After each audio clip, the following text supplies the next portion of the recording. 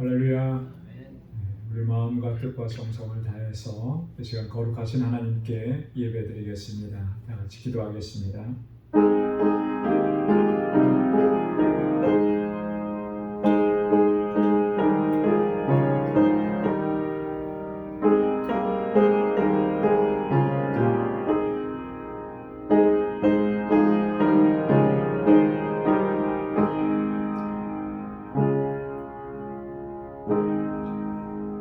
내 영혼아 여호와를 송축하라. 내 속에 있는 것들아 다 그의 거룩한 이름을 송축하라. 내 영혼아 여호와를 송축하며 그의 모든 은택을 잊지 말지어다.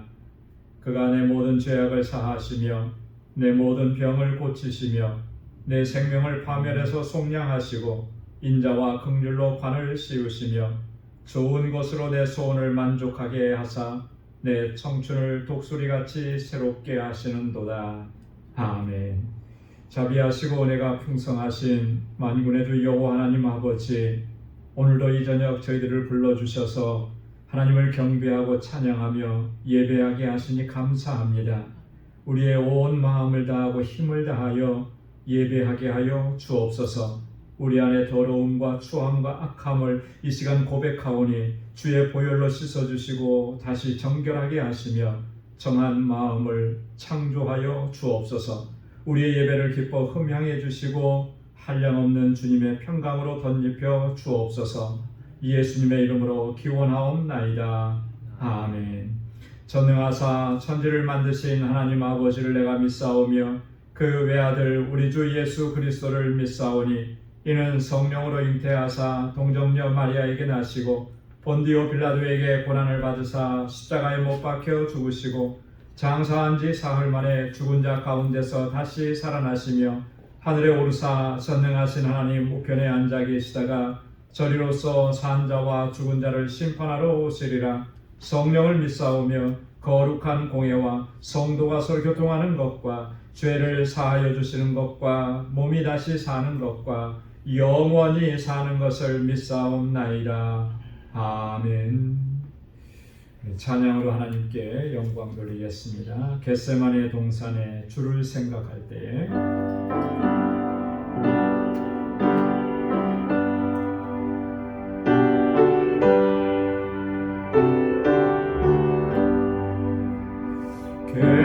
겟세마네 동산에 주를 생각할 때에 근심이나 걱정을 외면할 수 있을까? 나를 항상 버리고 죄를 따라가리라. 빌라도의 뜰에서 죄를 생각할 때에 수치됨과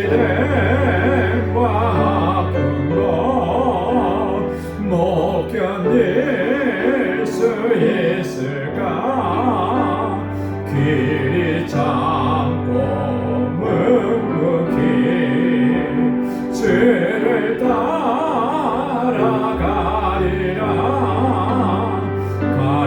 갈보리산 올라가 죄를 생각할 때에 나의 받는 괴로움을 비교할 수 없으리. 십자가를 지고서 죄를 따라가리라. 무덤에서 부활한 죄를 생각할 때에 환난이나 죽음도 두려울 것 없으리. 승전가를 부르며 죄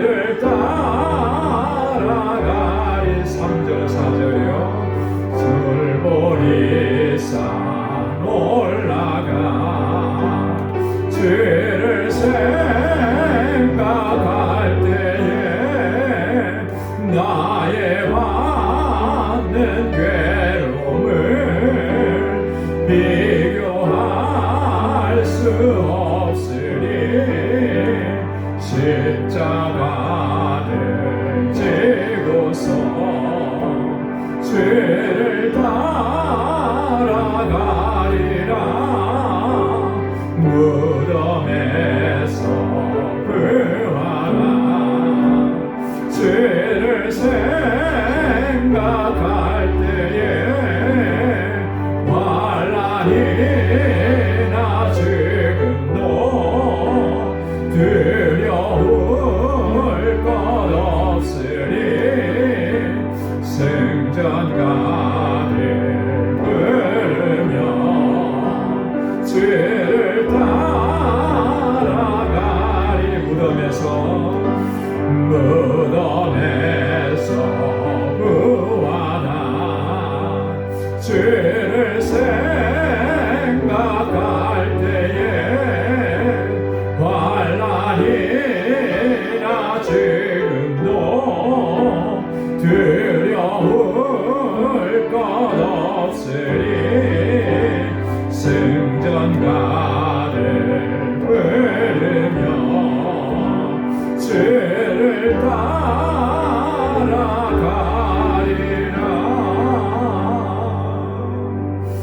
아멘. 예수로 나의 구주 삼고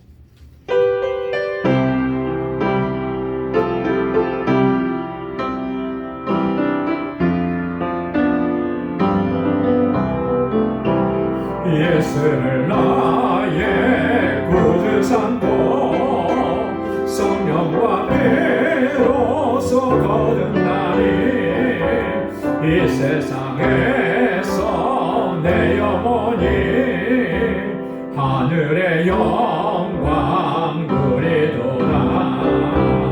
이것이 나의 간증이요 이것이 나의 찬송일세.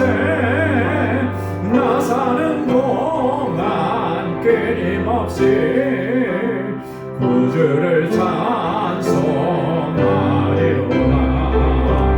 온전히 주께 맡긴 내 영 사랑의 음성을 듣는 중에 천사들 왕래하는 것과 하늘의 영광 보리로다. 이것이 나의 간증이요 이것이 나의 찬송일세. 나 사는 동안 끊임없이 구주를 찬송하리로다. 주 안에 기쁨 누림으로 마음의 풍랑이 잔잔하니 세상과 나는 강못 없고 구속한 주만 보이도다. 이것이 나의 간증이요 이것이 나의 찬송일세. 나 사는 동안 끊임없이 구주를 찬송하리로다. 주 안에 기쁨 누리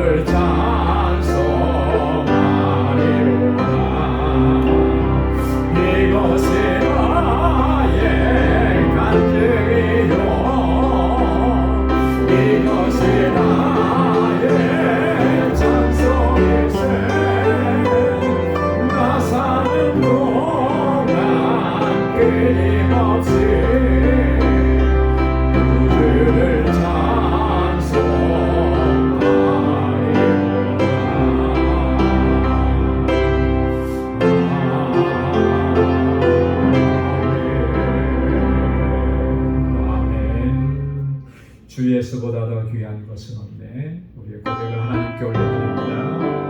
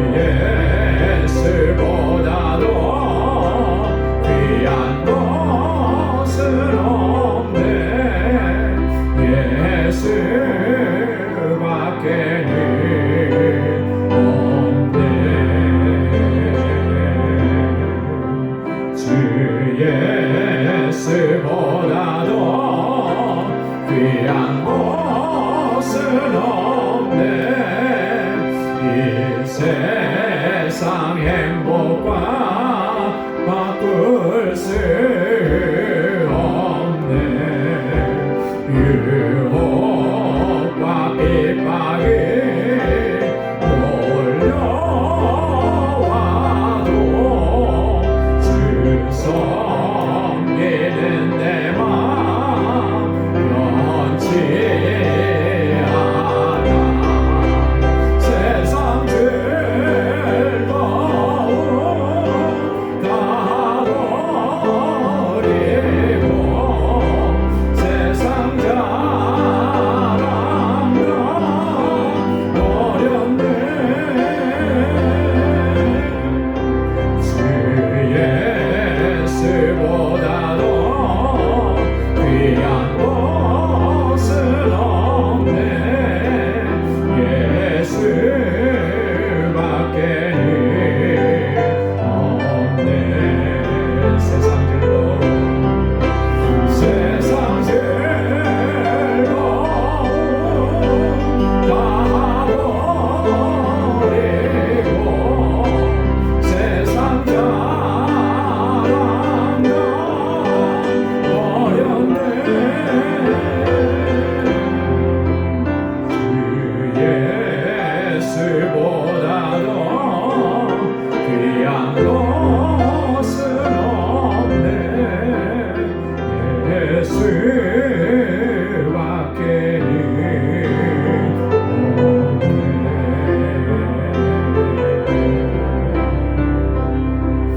아멘. 주님보다 더 귀한 것은 이 세상에 하나도 없습니다. 주님만이 오직 우리의 소망이고 생명이고 능력입니다. 이 시간 하나님 앞에 우리 마음을 같이해서 함께 기도하겠습니다. 이 사순절 기간 주님을 더 깊이 묵상하게 하시고 주님께 더 가까이 나아가게 하옵소서. 거룩한 삶을 살게 하시고 나를 정결하게 해 주옵소서. 교회를 위해서, 교회 세워주신 주의 일꾼들 청지기들을 위해서, 주일학교와 요술과 EM을 위해서, 목회자 청빙을 위해서, 우리 교사들을 위해서 함께 기도해 주시고 단기 선교를 준비합니다. 우리 온 성도들이 한 마음과 한 뜻이 되게 하셔서 하나님께서 풍성하게 채워주시는 은혜를 경험하게 하옵소서. 우리 알라메다 방주교회 또 사역자들 하나님께서 능력의 장중에 붙잡아 주시도록 이번 주에 우리 박지만 선교사님, 한여정 선교사님 저희 교회 방문하는데 귀한 말씀과 선교의 나눔이 있도록 하나님 은혜 가운데 인도해달라고 기도해 주시고 세계 곳곳에서 복음을 전가하는 우리 선교사님들을 위해서 기도해 주시고 우리 교우들을 위해서 특별히 환우들과 연로하신 어르신들 또 여러가지 어렵고 힘든 일들로 인해서 고통 중에 있는 우리 사랑하는 지체 형제 자매들을 위해서 기도합니다. 또 이 시간 주님 앞에 가지고 나온 간절한 기도의 제목 우리 다같이 통성으로 하나님 앞에 아뢰겠습니다. 거룩하신 아버지 하나님 감사합니다. 오늘도 주님을 찬양하게 하시고 예배하게 하시며 하나님을 아버지 경배하게 하셔서 감사합니다. 이 시간 주님 앞에 나와 주님을 경배하고 찬양하고 예배합니다. 우리의 예배를 기뻐 헌장하여 주옵소서.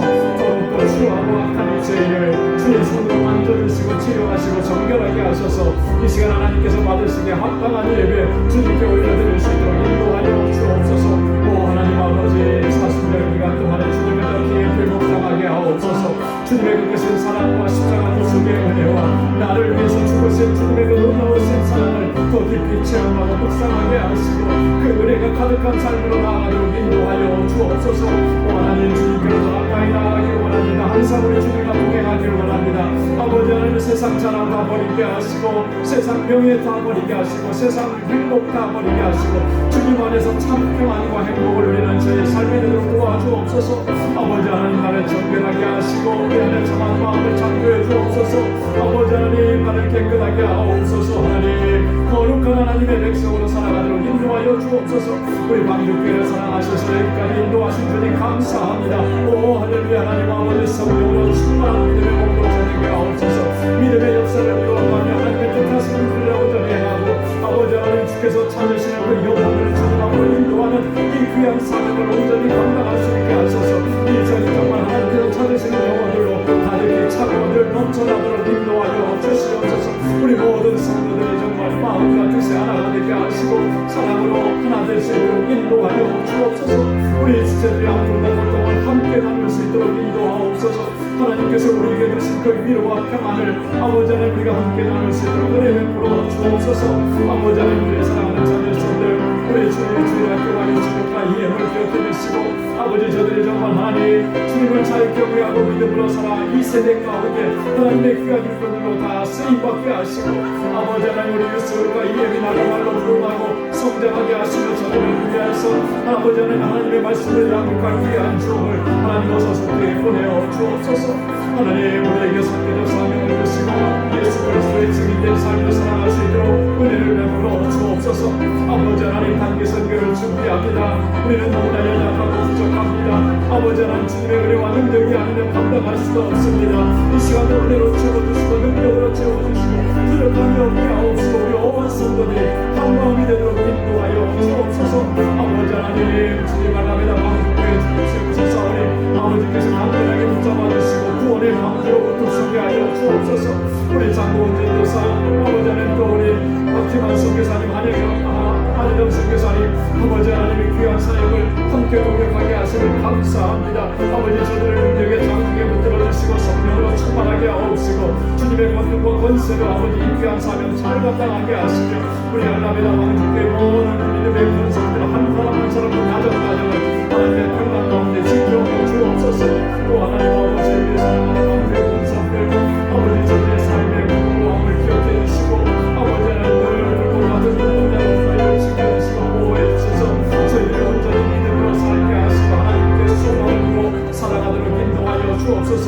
저들의 눈물과 아픔과 고통을 기억하시사 하나님의 놀라우신 치료의 은혜를 얻게 해주시고 하늘의 평강으로 던지려 주옵소서. 주옵소서.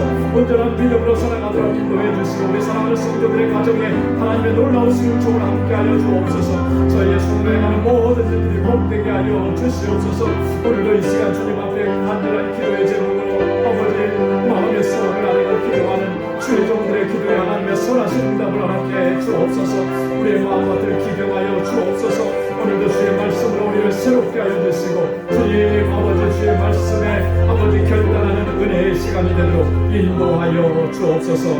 모든 감사와 찬양과 영광을 아버지 앞에 올려드립니다. 예수님의 이름으로 간절히 기도드리옵나이다. 아멘. 아멘.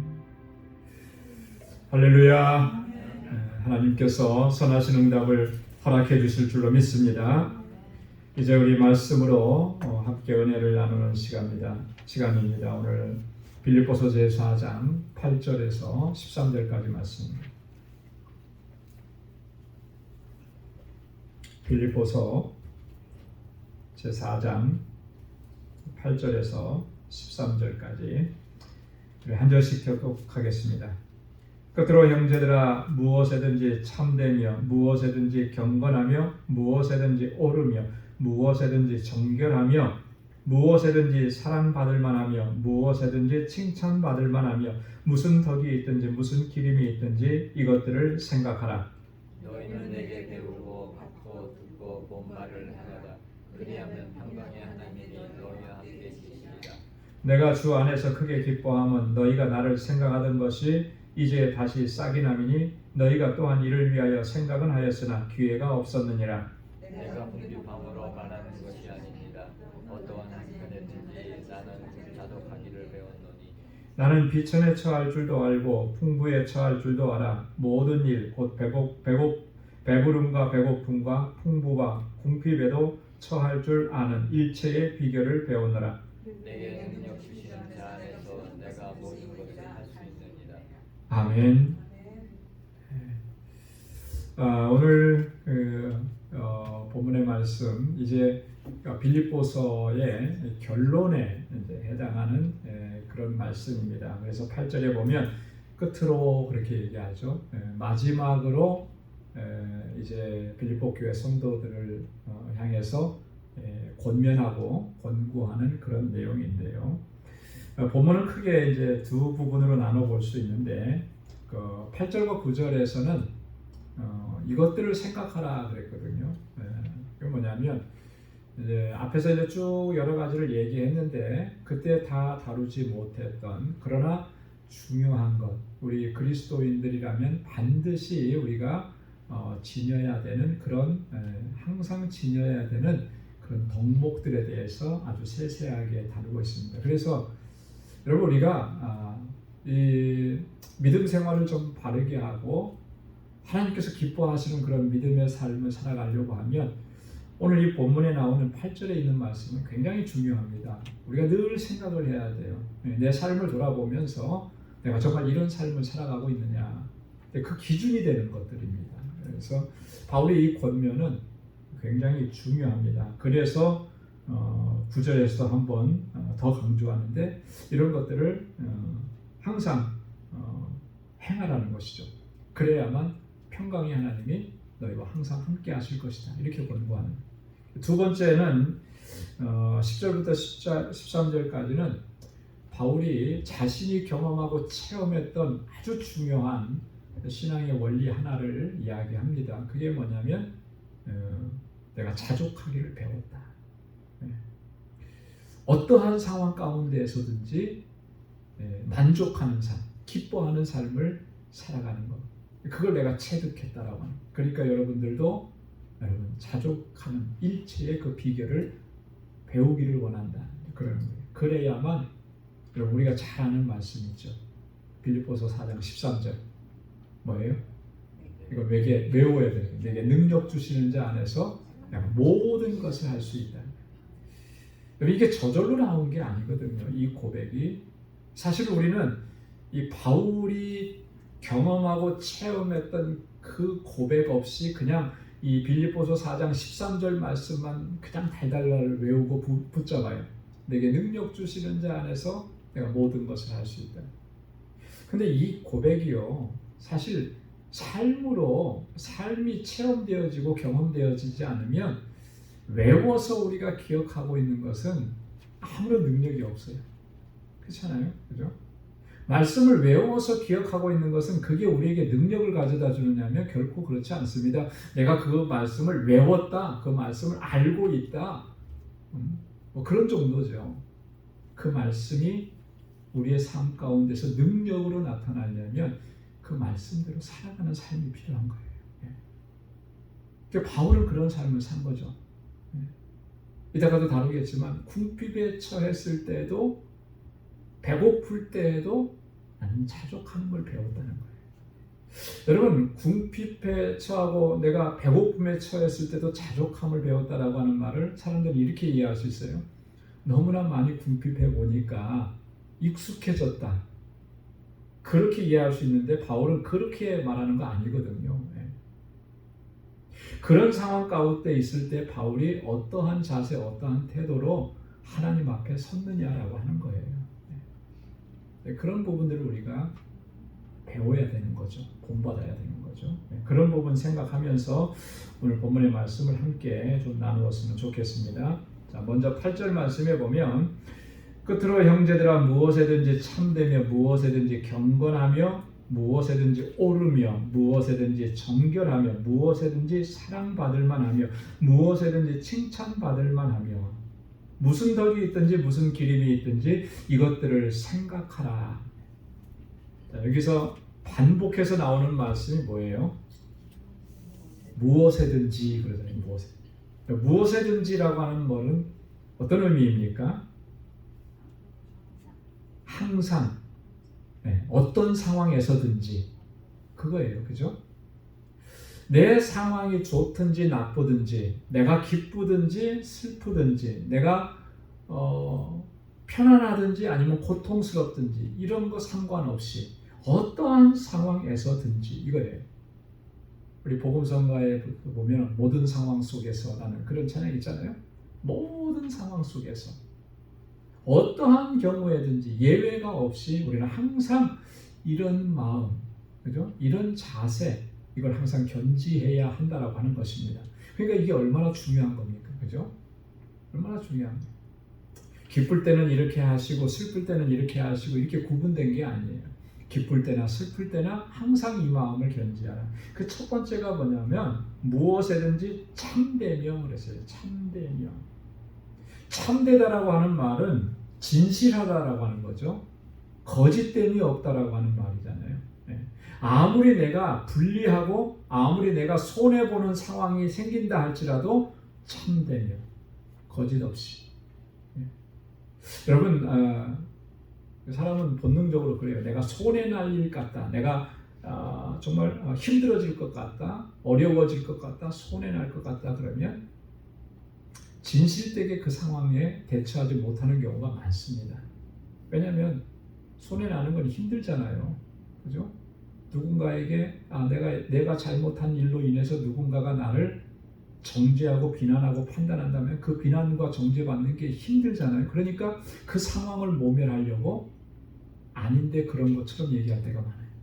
그런데 아닌 것처럼 얘기할 때가 있다. 그러면 그 상황은 모면할 수 있을지는 모르지만 비판하고 판단하고 정죄하는 말은 안 들을 수 있을지 모르지만 그만큼 내 영혼은 하나님께로부터 멀어지는 거예요. 그런데 우리는 본능적으로 그래요. 그 상황을 피해 보려고. 근데 그게 우리가 하나님께로 가는 길을 자꾸 가로막는 거죠. 그래서 무엇에든지 참되라. 하나님의 자녀들은 그게 하나님께서 우리에게 부여주신 본성입니다. 그죠? 자연인으로서 세상의 자연인은 하나님 없이 살면 여전히 그 육적인 삶으로 끌려갈 수밖에 없어요. 내 유익을 쫓고 내 이익을 쫓고. 그러나 하나님께서 우리를 하나님의 자녀로 삼아 주셨을 때 지난번에도 말씀을 드렸듯이 하나님의 모든 것들을 하나님의 모든 선하심을 우리에게 다 유전적으로 물려주셨다고 그랬잖아요. 그 우리 안에 참됨을 심어주신 거예요. 왜냐하면 참이라고 하는 것, 진리라고 하는 것은 하나님의 성품이잖아요. 그 하나님의 성품을 우리에게 주신 거죠. 그렇기 때문에 우리는 그 하나님의 성품을 따라야 하는 것입니다. 예수님께서도 이 땅에 사시는 동안에 그 삶과 사역의 특징이 뭡니까? 진리 안에서 행하시는 거잖아요. 아니, 예수님 자신이 진리셨죠. 그래서 요한복음 14장 6절에 뭐라고 말씀하셨습니까? 내가 곧 길이요 진리요 생명이니. 그렇기 때문에 주님을 따르고 예수님을 따르는 소위 우리가 예수님의 제자라고 하는데, 진리이신 주님을 따라가는데, 그죠? 참되지 아니하고 거짓될 수 있겠습니까? 그럴 수는 없는 거예요. 그래서 무엇에든지 참되고 무엇에든지 어떻게 하라고 그랬어요? 경건하며 그랬습니다. 경건하며. 경건하다라고 하는 말은 깨끗하고 정결하고 거룩하다라고 하는 말이에요. 우리가 무슨 일을 하든지, 직장에서 무슨 일을 하든지 항상 그곳에서 깨끗하고 정결하고 거룩함. 여러분, 거룩함의 기본적인 그 의미는 뭐냐면 구별됨이라고 그랬어요. 구별됨. 예수 믿는 사람들이 직장에서 믿지 않는 사람들과 함께 일을 합니다. 근데 그 속에서 우리가 과연 구별됨이 있느냐라고 하는 거예요. 그래서 사람들이 볼 때 역시 예수 믿는 사람은 다르구나. 여러분, 이런 말이 나온다면 그의 안에는 경건함이 있는 거예요. 경건함이 있기 때문에 구별됨이 나타나는 것이죠.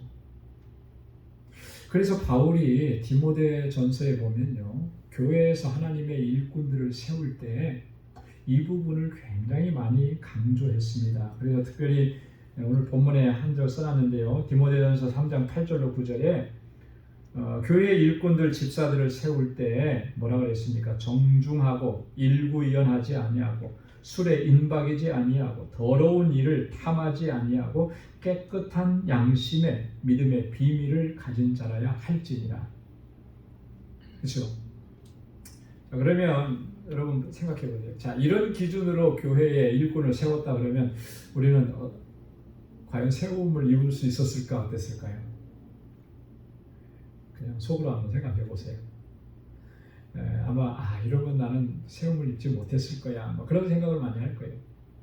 그런데 세움을 입었어요. 그럼 어떻게 해야 되겠습니까? 이렇게 해야죠, 그죠? 이렇게 살아가야 되는 거죠. 이게 무엇에든지 경건하며라고 하는 말의 의미인 것입니다. 그 다음에 무엇에든지 오르며 그랬잖아요. 항상 우리는 옳은 길을 선택해요. 근데 여러분, 뭐가 옳은 것입니까? 옳다라고 했을 때 그 기준이 뭘까요? 하나님이 주신 말씀이 기준인 거죠. 그죠? 네. 세상에서 세상 법이, 세상 사람들이 하는 말이 그게 기준이 아니고 하나님의 말씀, 성경이 기준인 것입니다. 그래서 옳다라고 하는 말은 하나님의 뜻에 일치한다라고 하는 것, 하나님의 마음에 합하다라고 하는 것, 그래서 하나님께서 인정하시는 것이라고 하는 의미. 그렇게 살았던 우리 믿음의 선조들이 많습니다. 그 중에 가장 대표적인 사람이 누구냐면 바로 다윗 왕이잖아요. 그래서 다윗 왕을 가리켜서 하나님께서 뭐라고 하셨습니까? 내 마음에 합한 자라. 하나님 기쁘시다라고 하는 거예요. 하나님 기쁘시다. 하나님께서 왜 기쁘다고 그렇게 얘기하셨겠습니까? 그가 하나님의 뜻에 일치하는 삶을 살았기 때문에. 이게 바로 모든 일에, 모든 것에 오르며라고 하는, 오름의 의미라고 하는 것입니다. 그 다음에 무엇에든지 정결하며라고 하죠. 정결하며. 정결함은 깨끗함을 얘기하는 것이죠. 깨끗함을 얘기하는 거예요. 우리의 심령이 하나님의 은혜로, 성령의 채워짐으로 인해서, 하나님의 말씀이 안에 있음으로 인해서 깨끗한 거예요. 깨끗한. 더러워지지 않는. 여러분, 세상의 것으로 채워지면 우리 심령은 더러워지잖아요. 하나님의 은혜로 채워지고 하나님의 말씀으로 채워지면 그 심령이 깨끗해지는 거예요. 하나님의 말씀은 우리의 영혼을 어떻게 하는 능력이 있어요? 정결케 하는 능력이 있는 것입니다. 무엇에든지 정결하며, 무엇에든지 사랑할 만하며, 사랑받을 만하며. 여러분, 사랑받는다라고 하는 거, 이게 굉장히 중요한 부분이죠. 그죠? 무슨 일을 하든지 사랑받을 만하며 라고 하는 이 말. 누구로부터 사랑받는 것을 얘기하겠습니까? 하나님께로부터 사랑받을 만하며. 그래서 하나님을 기쁘시게 하는 모든 삶을 가리켜서 이렇게 표현하는 거예요. 여러분, 우리가 무슨 일을 하든지 어떤 일을 하든지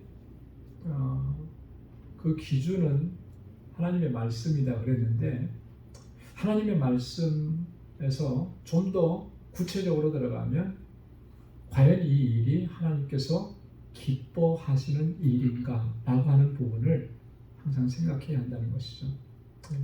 내 기쁨과 내 만족이 아니라는 거예요. 사람들이 어떻게 좋아할까? 이게 아니라는 거예요. 과연 하나님께서 기뻐하시는 일이냐라고. 하나님께서 기뻐하시는 일이라면 사람들도 기뻐하게 되어 있어요. 그 사람이 정말 믿음의 사람이라면. 근데 하나님을 모르는 사람들이 기뻐하지 않는다고 해서 그것에 우리가 신경 쓸 이유는 하나도 없습니다. 어차피 세상 사람들, 하나님을 모르는 사람들은 하나님의 뜻하고는 상관없이 살아가요. 그런데도 자꾸 우리는 세상 사람들의 기준에 맞추고 저 사람들의 눈치를 보기도 하고, 교회가 세상을 눈치를 보고, 이거 아니거든요. 그러면 하나님을 기쁘시게 하는 일에서 멀어질 수밖에 없는 거예요. 우리는 오직 하나님 기뻐하시는 일을 쫓아서 나아가야 할 줄로 믿습니다. 그래서 에베소서 5장 10절에 보면 주께 기쁘시게 할 것이 무엇인지 시험하여 보라. 바울이 에베소 교회 성도들에게 그렇게 권고했습니다. 주님께 기쁘시게 할 것이 무엇인지 항상 그거 생각하라는 것이죠. 그래서 내가 어떤 일을 할 때, 선교를 가는 데도 마찬가지예요. 선교를 가는 데도 마찬가지예요. 봉사하고 구제하는 일도 마찬가지예요. 내가 봉사하고 구제하고 선교를 가면서 그게 내 기쁨과 내 만족이 되고 있느냐, 아니면 정말 하나님께서 이게 기뻐하시는 일이니까 내가 그 일을 최선을 다해서 감당하느냐. 사람들은 모를 수 있습니다. 그죠? 내가 마음속에 어떤 생각을 하고 있는지, 그저 내가 거기 가서 그 일을 했으니까 저 사람 대단하다 할 수 있어요. 그러나 속으로 깊이 들어가서 하나님은 우리의 중심을 보시잖아요. 그게 자기의 영광을 위해서 하는 일인지 하나님의 기쁨을 위해서 하는 일인지 그 하나님은 다 보시거든요. 그 일이 하나님 기뻐하시는 일이라고 한다면 우리의 삶 가운데 하나님의 놀라우신 은총으로 가득한 삶이 될 줄로 믿습니다. 무엇에든지 칭찬할 만하며, 칭찬받을 만하며, 그래서 칭찬받을. 이거는 좋은 평판을 받는다라고 하는 그런 의미잖아요. 여러분, 우리가 하나님께로 온전하게 포커스가 맞춰져 있으면 사람들은 정말 그가 하나님을 경외하는 사람이라면 칭찬하게끔 돼 있어요. 세상적인 일반적인 우리의 삶의 정황 속에서도 도덕적으로나 윤리적으로도 바르게 살아가게 되는 거예요. 예수님 잘 믿는 사람이, 정말 하나님을 진실하게 경외하는 사람이 세상에서는 자기 멋대로 사는 사람은 없습니다. 그렇잖아요. 세상 속에 들어가도 그 사람은 똑같아요. 늘 진실하고 늘 깨끗하고 윤리적으로 도덕적으로도 흠결이 없이 그렇게 살아가려고 하는 것입니다. 그러니까 자연히 그 사람은 칭찬을 받게 돼요. 여러분, 아무리 세상이 악하고 그래도요, 믿지 않는 사람들도 신실하게 하나님 의지하고 믿음으로 산 사람들은 존중하더라. 그렇잖아요. 한국의 우리 기독교 역사에서 근대 기독교 역사에서 가장 존중을 받으셨던 목사님, 지금은 돌아가셨지만 한경직 목사님. 그 한경직 목사님을 교인들, 그리스도인들만 좋아하는 거 아니에요. 그리스도인들만 존중하는 거 아니에요. 믿지 않는 사람들도 한경직 목사님을 존경해요. 그러면서 정말 저분은 정말 목사다운 목사다 인정하는 거죠. 네, 그런 걸 의미하는 거예요. 사도행전 6장 3절에 보면 초대 예루살렘 교회가 구제하는 일을 위해서 그 일을 담당할 7 집사를 세우게 됩니다. 근데 여러분 기억나십니까? 그 7 집사를 세울 때 사도들이 한 가지 조건을 제시했어요. 이런 사람을 세워야 합니다. 어떤 사람을 세워야 된다고 그랬습니까? 성령과 지혜와 믿음이 충만하고, 그러니까 성령으로 살고 믿음으로 살고 하나님의 지혜로 채워진 사람. 그리고 또 하나가 있어요. 그게 뭐냐면 칭찬받는 사람이라고. 그의 삶의 모습이 사람들이 인정해주고 칭찬하는 그런 사람을 일꾼으로 세워야 된다. 그러니까 칭찬받을 만하며 이게 굉장히 중요해요. 근데 여러분 그런 삶은 항상 내가 내 자신을 돌아볼 때만 가능한 것입니다. 내가 하루의 삶을 돌아보면서 내가 어떻게 살았는지, 어떤 행동을 했고 어떤 말을 했는지, 말은 해놓고도 그 다음에 새까맣게 다 잊어버린다면 칭찬받을 만한 그런 삶으로 나갈 수가 없는 거죠. 그래서 매일 돌아보면서 나를 돌아보는 거예요. 하나님의 말씀에 비춰보는 것이고, 그래서 나의 행동과 나의 말과 나의 생각이 하나님의 뜻에서 멀어지지는 않았는지 살피는 것이죠. 자, 그러니까 여기서 하나하나 지금 바울이 이야기하는 것들은 너무나 중요한 덕목들입니다. 그래서 무엇에든지라고 했잖아요. 언제든지 우리가 이런 마음을 간직해야 하는 것입니다. 자, 그러면 9절에 뭐라고 했습니까? 너희는 내게 배우고 받고 듣고 본 바를 행하라. 그리하면 평강의 하나님이 너희와 함께 계시리라. 할렐루야. 바울이 이런 것들로 지금 빌립보 교회 성도들에게 권고하고 권면하고 가르쳐줬잖아요. 그러니까 바울을 통해서 배우고 받고 듣고 또 본 바를 봤다라고 하는 건 뭘 의미하죠? 뭘 본 걸까요? 자, 배우고 그리고 받고 들었다. 이건 뭔가를 가르쳐줘서 들은 거잖아요. 그럼 봤다. 그럼 뭘 봤을까요? 바울이 어떻게 자기가 가르치는 대로 행하고 살았는지를 바울의 삶을 통해서 본 거예요. 그걸 얘기하는 거죠. 바울이 가르친다고 가르쳐 놓고 자기는 그거하고는 동떨어진 삶을 살았다. 여러분 만약에 제가 설교를 이렇게 해놓고 설교한 대로 제가 살지 않는다면 여러분 그 설교에 도전이 되고 은혜가 되겠습니까? 안 될 거예요. 설교니까 설교로만 저렇게 하고 그러잖아요. 그래서 목회자들이 설교하고 성경 공부할 때 정말 이게 굉장히 무거운 거예요. 그죠? 쉽지 않은 겁니다.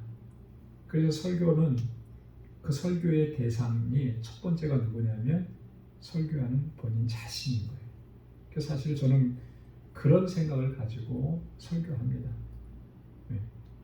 나를 향해서 설교하는 것이다. 이 말씀은 나를 향해서 말씀하시는 것이다. 그렇게 적용이 되지 않으면 그 설교는 아무런 능력이 나타나지 않을 거예요. 자기는 제외해놓고 설교자는 제외해놓고 나는 이미 그렇게 살고 있으니까 그러면서 성도들이 듣고 그대로 따라야 된다. 이거는 설교가 아닌 거죠. 우리가 공동체 안에서 다른 지체들과 특별히 신앙생활 처음 시작하는 그런 우리 새 교우들이나 연약한 지체들과 함께 우리가 공동체를 이루어갈 때 이건 비단 목회자뿐만이 아니라 우리 모두에게 해당이 되는 거거든요. 그죠? 본이 되어야 되는 겁니다. 좋은 본을 보여주면 그 본을 따라오는 우리 형제 자매들이 좋은 하나님의 사람이 될 수 있어요. 근데 안 좋은 본을 보여주면 똑같아지는 거예요. 예전에 그런 얘기들 많이 했습니다. 이민 올 때 누가 공항에서 픽업하느냐가 그 사람의 직업을 결정한다. 그렇죠.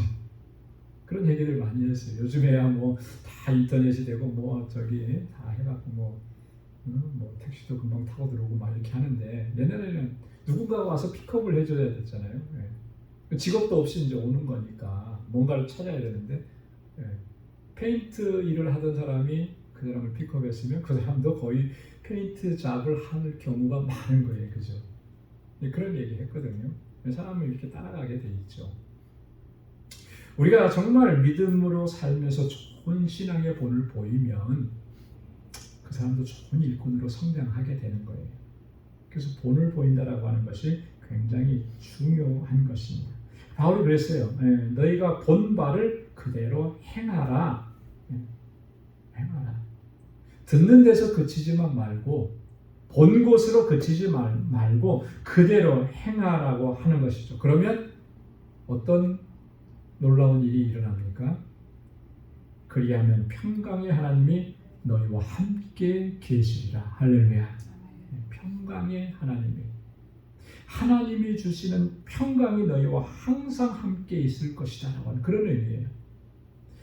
앞선 7절에서 바울이 그런 얘기했습니다. 지난주에 우리가 말씀을 나눴는데 모든 지각에 뛰어난 하나님의 평강이 그리스도 예수 안에서 너희 마음과 생각을 지키시리라 그랬잖아요.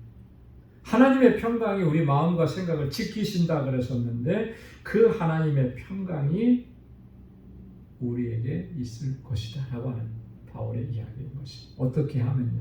너희가 내게 듣고 배우고 받고 나를 통해서 본 것을 그대로 행하면 그러니까 이 바울의 권고를 우리가 따르는 것이 얼마나 중요하냐. 그랬을 때 하나님의 평강이 항상 너희와 함께 있을 것이다. 자, 그 다음에 우리 10절부터 13절까지 두 번째 단락의 주제는 내게 능력 주시는 자 안에서 내가 모든 것을 할 수 있다. 이제 그런 이 고백인데요.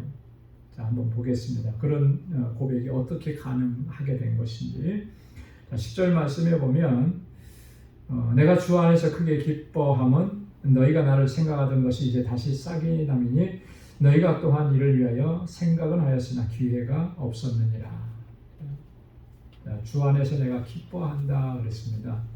뭐 때문에 기뻐하느냐 하면 여러분들이 나를 생각해 주는 것이 이제 다시 싹이 났다. 싹이 났다라고 하는 건 뭐예요? 다시 이제 새 생명이 이제 움트는 거잖아요.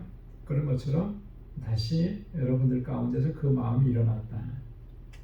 너희가 또한 이를 위하여 생각은 하였으나 기회가 없었느니라. 이런 생각을 여러분들이 항상 가지고 있었는데 그렇게 할 수 있는 기회가 없었다. 근데 이제 다시 그것이 생각났다라고 하는 거죠. 사실 빌립보 교회는 바울을 참 많이 돕고 그렇게 했었습니다. 그런데 어느 순간에부터서는 이제 바울을 도울 수 없는 그런 상황과 형편이 생긴 거예요. 학자들은 이제 이때 이 상황을 크게 두 가지로 보는데 바울이 로마로 죄인이 돼서 호송되어 가는 그런 상황에 있었기 때문에 빌립보 교회 성도들이 더 이상 바울을 도울 수가 없었던 거죠. 그리고 로마에 가서는 로마의 감옥에 갇혀 있었기 때문에 물리적으로 너무나 멀리 떨어져 있으니까 마음은 있지만 실제로 가서 그렇게 바울을 생각하면서 도울 수 있는 그런 상황이 이제 못된 것입니다. 자, 그런데 바울이 지금 빌립보 교회는 방법을 찾아낸 거예요. 자, 그 방법이 뭐였습니까? 에바브라디도를 파송한 거죠.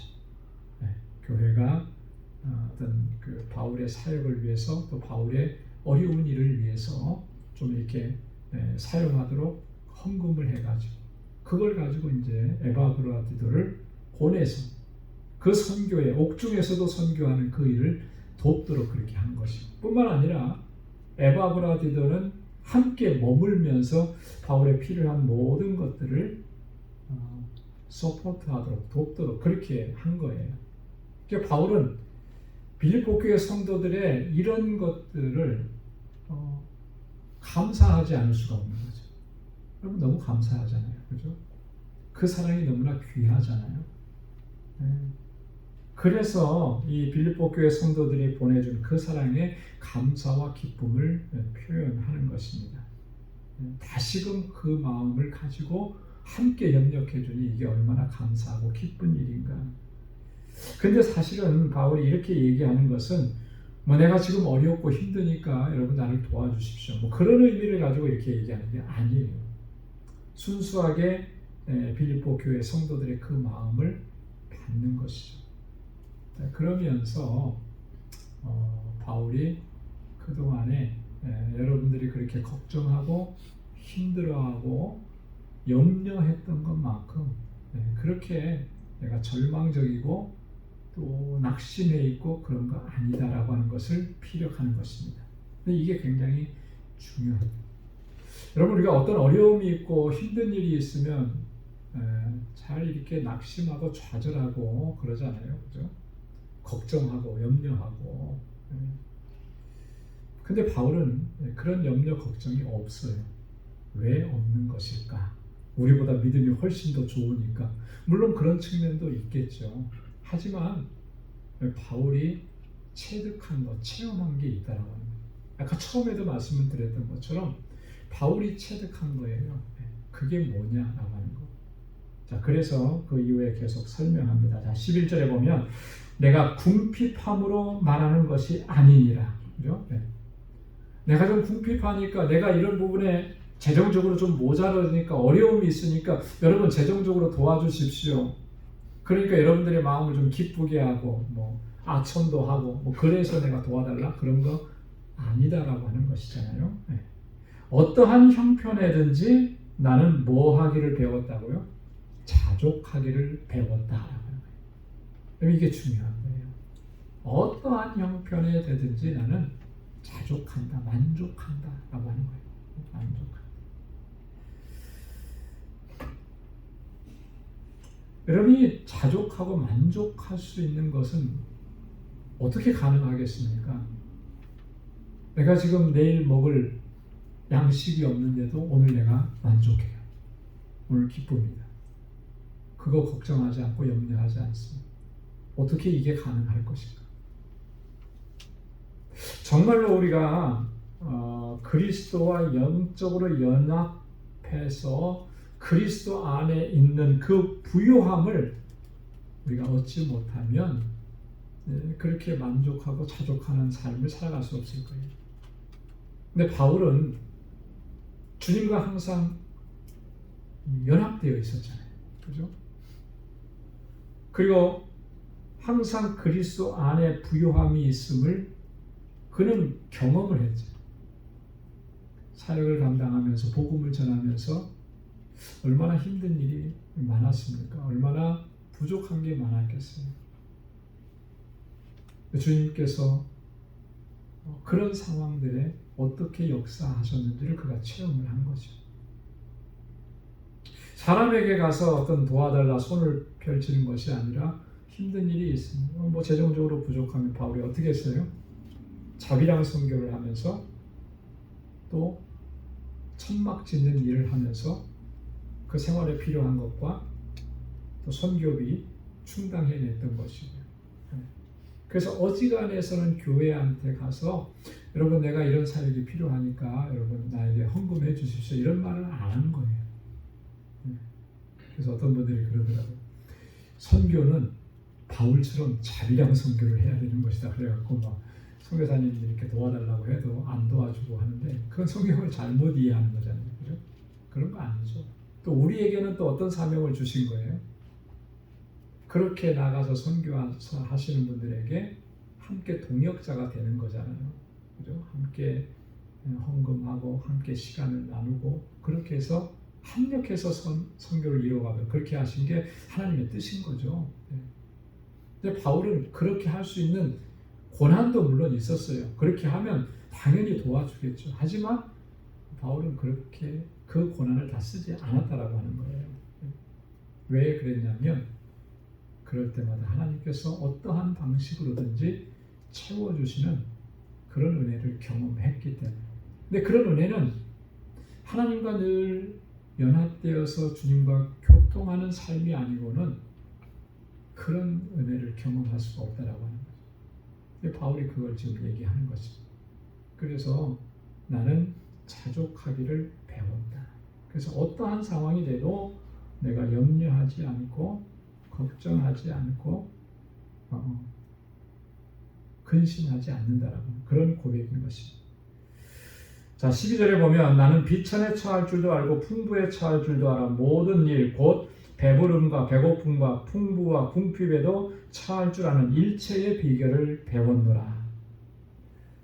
이 모든 형편과 상황 속에서도 초연하게 또 주님께서 주시는 그런 이 귀한 일들을 감당할 수 있는 그런 일체적인 비결을 배웠다라고 하는 이게 참 중요한 것 같아요. 우리가 사실은 신앙생활을 하면서 모든 것이 잘 어려움이 없고 형통하고 잘 될 때는 정말 기쁘게 할 수가 있습니다. 근데 뭔가가 참 부족하고 어려워지면은 금방 쉽게 낙심이 돼서 그 일을 맡겨줘도 그 일은 내가 감당할 수 없다고 밀어내는 경우들이 참 많죠. 이게 참 안타까운 것이고 우리가 참 그만큼 연약하다라고 하는 것을 보여주는 것입니다.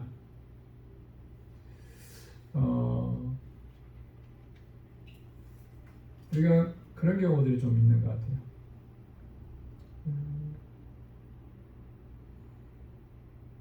좀 내가 부족하고 연약할 때는 주님 더 의지해서 주님께 간구하고 그래서 믿음 안에서 견고해지는 경우가 있는가 하면 그래서 좀 넉넉해지고 부유해지면 그 마음이 높아져서 교만해지는 그런 상황도 있어요. 근데 반대의 경우도 있는 것 같아요. 반대. 풍부할 때는 넉넉하니까 믿음이 좋은 그런 모습을 보이고 잘 섬기고 그러다가 또 좀 뭔가 부족해지고 그러면 낙심하고 절망해서 그냥 주저앉아버리는 그런 경우들도 있습니다. 왜 이런 현상들이 일어날까? 바울이 지금 경험했던 자족하는 마음, 그 일체의 비결을 우리가 아직 경험하지 못했기 때문에 그렇다라고 하는 것이죠. 여러분, 우리가 자족할 수 있는 그런 마음, 그런 일체의 비결은 어떻게 우리가 얻을 수 있겠는가 라고 하는 것입니다. 바울 같은 경우 빌립보서에 바울이 권고하고 있는 내용을 본다면 그런 거예요. 그리스도의 낮아지심 같이 우리가 그만큼 낮아지지 않았기 때문에. 그렇죠? 여러분 보십시오. 내가 가장 낮은 자리로까지 낮아진다면 정말 여기서 더 내려갈 곳이 없을 정도로까지 낮아진다면 낙심하고 절망할 게 하나도 없잖아요. 그렇죠? 근데 거기까지 우리가 낮아지지 않는 거예요. 그리스도께서 빌립보서 2장 5절 이하에 사람의 형체, 종의 형체를 입고 이 땅에 오셔서 죽기까지 복종하신 그 자리까지 우리가 안 가니까, 그러니까 뭔가 좀 부족해지면 낙심하고 절망하게 되는 거예요.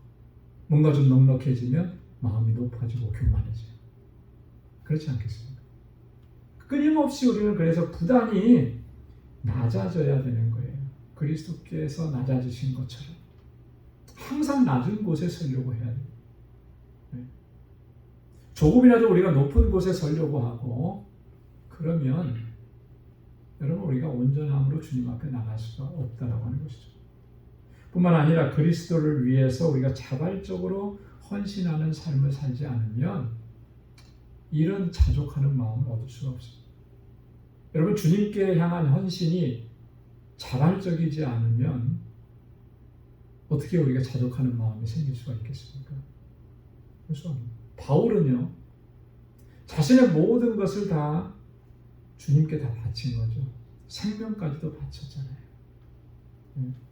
예루살렘에 올라가면 내가 죽을 것이라고 하는데 그렇게 말하지만 그래도 나는 올라가겠다. 나는 복음을 위해서, 예수님을 위해서 죽기를 각오했다. 그 마음과 결단이 오늘 저와 여러분들에게도 필요한 줄로 믿습니다.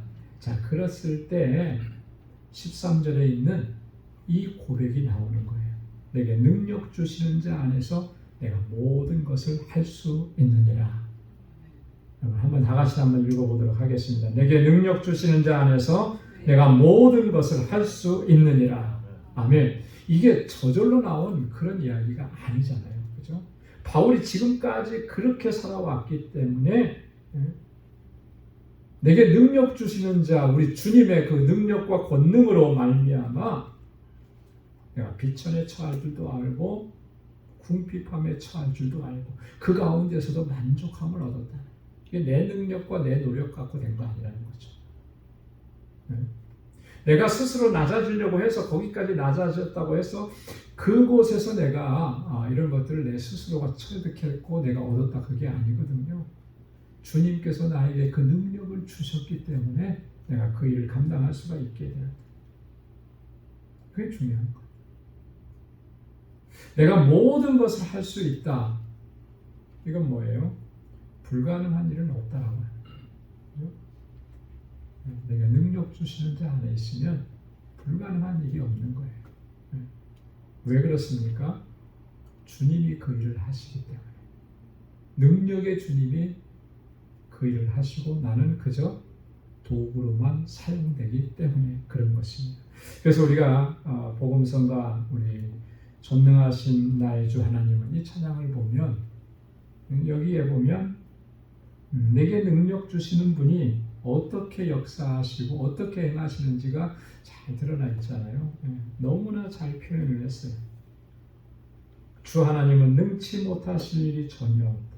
불가능한 일 행하시고 죽은 자를 일으키시니 그를 이길 자 아무도 없다.